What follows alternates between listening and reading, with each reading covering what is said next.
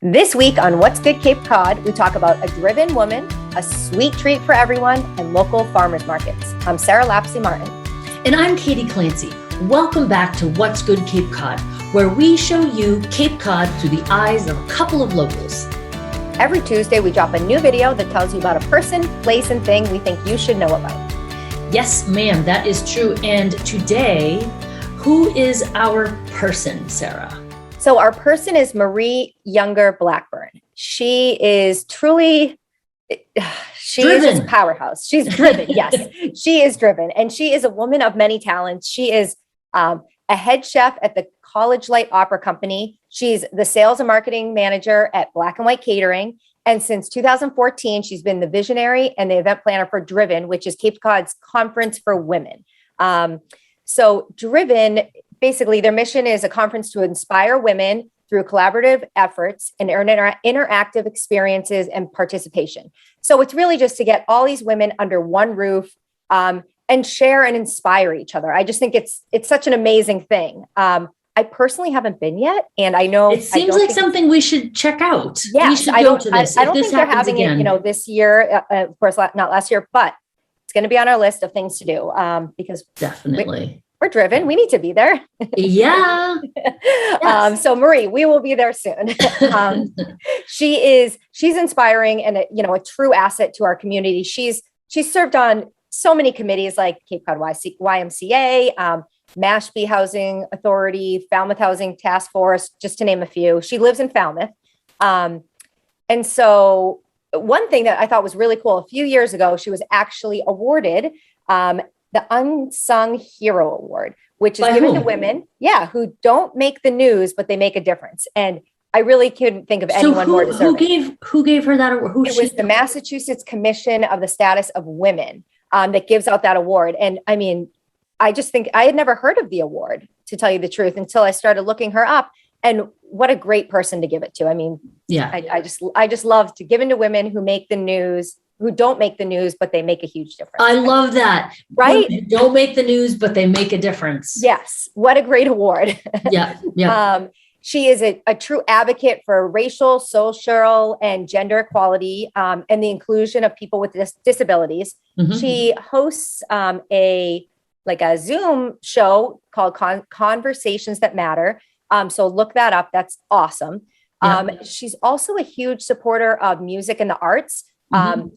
So I actually see her out and about at a lot of music. So like local music, she and her son Chase, who was born with Down syndrome, they're out all the time, and for him, music is a true therapy. Very therapeutic. And I saw there was an interview that they had done from the Woods Hole Trad Stroll was virtual this year. And so part of Arts Falmouth, they did an interview with Marie, which was awesome. So it's on YouTube, check it out. And it's her and Chase, and they talk about, some difficult situations they've been put in and that just they've encountered, but it also has some powerful things about Chase and his love of music. And so on the video, Chase gets the guitar and she's singing. And it was such a great interview, but she's truly just amazing. And thank you, Marie, for everything you do. And we can't wait to come to your next conference. Yes. Oh my God. That's so awesome. Amazing. So the place that we're going to talk about, you guys. So Sarah had mentioned this and I was like, what? Like, why did you go there? So yes. Tell me about this place. Yeah. So our place is Sweet Izzy in Harwich, and my new favorite shop when I'm in Harwich. And it is a dairy-free ice cream shop. So all the ice cream, dairy-free ice cream shop made of almond milk and coconut, vegan, gluten-free, and soy-free. I am none of those. And I'm none of those. So I like my traditional ice cream. But I saw everyone talking about this. I saw it on social media. Their pictures are amazing. And I was like, I need to try this ice cream. I mean, it looks amazing. And so it's delicious, even for a traditional ice cream lover who is not dairy-free or gluten-free or soy-free. You're rotten with dairy. Yeah. Right. But it was amazing. And so they're located on Route 28, right behind the trampolines in Harwich. Yes, another bucket list item. Another awesome place, brings back childhood memories. Absolutely. And they built, it almost looks like a little it's like so Cape Cod. It's like a little cottage, and so it's like their little ice cream shop. Hard serve ice cream, soft serve ice cream. They have, I mean, so many toppings. I could barely choose what I wanted. Brownie sundaes, banana splits. So like truly, something just like everyone. A regular ice cream shop. Yeah, exactly. And that was kind of their thing behind there. So Elizabeth and Mike are the owners. They opened July of last year. So of course, a tough time to open a business like in the middle of COVID, and they had delays, but cheers to them for opening and getting it done. Yes. Elizabeth has a background in holistic nutrition, and she hasn't eaten gluten or dairy for about 10 years. And so it was just like her dream to go somewhere and be able to order anything off the menu, which, we wouldn't think of if you're not dairy or gluten-free. We go to the ice cream shop and we have all these flavors everywhere. So this is something that she really, didn't want to be restricted or limited, and have that like true ice cream shop experience. And so she has 3 children, Isabel, Charles, and Hudson. And their daughter, Isabel, has a dairy intolerance. So she wanted something for her daughter as well. So that was their driving force behind all of this. And they figured if they wanted something like this, there must be so many more people out there as well. And they're right, because they're busy. And so side note, so Mike also works there. He left his job being in finance. He was there for like 20 years and jumped into the world of this plant-based ice cream. When I was there, he's there a lot, and he's just so fun and energetic. Like he makes you want to come back, not just the ice cream, but just they're amazing. Like it's great to have great owners. And they're really particular on what they do. And so they do spend like a lot of time in their test kitchen, which I'm sure is fun. And I would like to spend some time in their test kitchen. I mean, I would be happy if you guys need us there. If you guys need like test kitchen attendees. Right. And, they have like their acceptable ingredients, and they figure out how to make it delicious for everyone. But it's a great spot to try. So even if you've never tried dairy-free ice cream, highly recommend, and congrats on 2 years of business over there. Absolutely. And what's funny, we've talked about a couple of different, ice cream stories, where people went into ice cream from something else.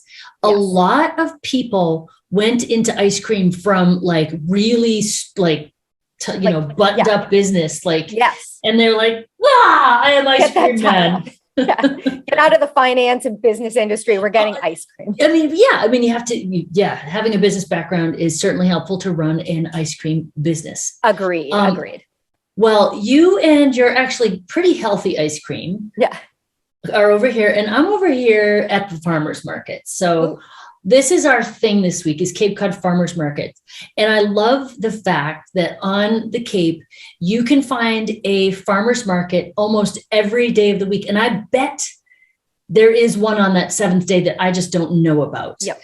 So farmers market, obviously this is the time of year, August, September, October, even a little bit of November, you can get into farmers markets. So farmers markets definitely sell a lot of things that come off the farm, produce, eggs, stuff like that. Yeah. But also there's, you'll see there's some crafts there, or like cheeses or things that people have made. And it's such a great way to obviously directly support your local farmers, your neighbors, but also you get this produce like nothing you've ever had. So recently at Dennis Union Church has their big annual auction. Okay. And part of that is a little general store and a little farmer's market. Cute. And the food I worked at the farmer's market, and I'm very happy that I did this year because I brought home tomatoes like I've never seen. And every year I think I'm like, these are the best tomatoes I've ever had. No, there's like these heirlooms that like grow up around each other. They're like 2 tomatoes and one I'm cutting them like 1/2-inch slabs, putting them on like, what the best way I like it is toast, ricotta cheese, everything bagel seasoning, tomato, more everything bagel seasoning. That has been my breakfast. Sounds amazing. Just thinking about it. That sounds amazing. So tomatoes are the big thing that draws me there, but it's not just that. Sometimes you can get at the farmers markets. I know that Isabel Lilly sells scallops. I was going to say at the Bass River. I think it's the Bass River one, which they do like 2 days a week over there. Yeah, exactly. So, and then there's always surprising things that you find that like, oh, I didn't know you could sell this at a farmer's market. It's just a fun, very local, very yummy experience. Local honey. We had, I digress, but I'm going anyway. At our little farmer's market, because, it was at the church, one of the retired ministers has bees. And so he collected the honey and they, had it bottled in these tiny little bears and he called it holy honey.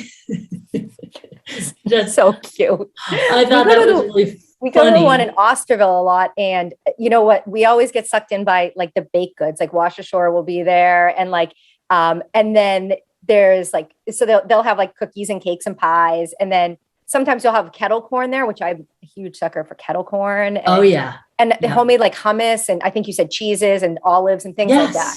Yeah. Oh my God. I'm like so hungry thinking about it. So I'm going to give you guys the rundown of what, which farmers markets are when. I'm going to redo the list, but we'll also have links to all of these farmers markets. And actually the list that we have, I got from Edible Cape Cod magazine. So we'll make sure that you have the link to Edible Cape Cod so you can go check out farmers markets there. I'm sure they've got the resources there.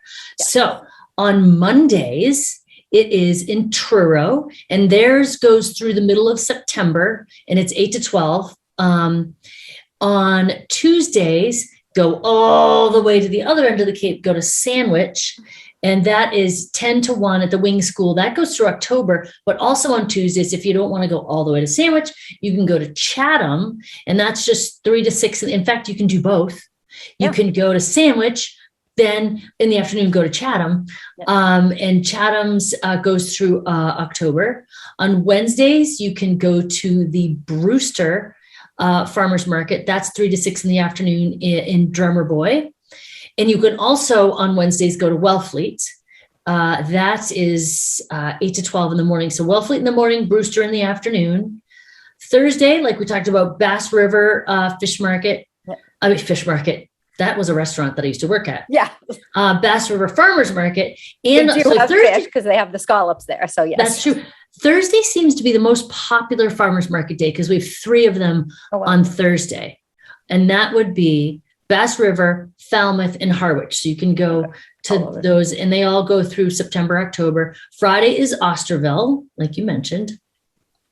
And Saturday ties with Thursday because Bass River is also on Saturday and Orleans on Saturday and P-Town on Saturday as well. So we're so lucky to have all these farmers markets. I mean, it's amazing. And they're all over the place. Yeah. And no two are the same. Actually, week to week, they're not the same. Sometimes there's music at them. And like, even if you don't want to buy something, if you're like, I'm poor, like you can go walk around. Like, I want to do something fun. Like go walk by the farmer's market. Just go, listen to some music, whatever.